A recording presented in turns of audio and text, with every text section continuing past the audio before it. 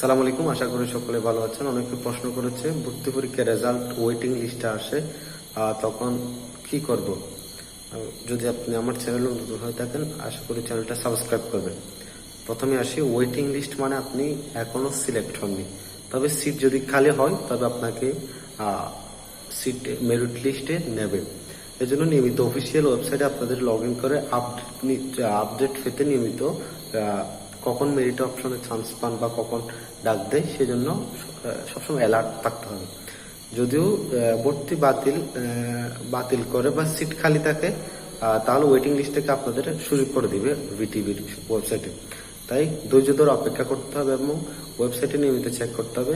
সাথে সাথে 9 এবং 24 তারিখে যে দ্বিতীয় নিশ্চয়ন হবে, তখন কিন্তু ভালো মতো রিটে সুন্দর করে কিন্তু আপনাদের আবেদন সম্পূর্ণ করতে হবে। অন্যথা কিন্তু 2 বার সময় আছে, 25 তারিখ থেকে পর থেকে কিন্তু আপনি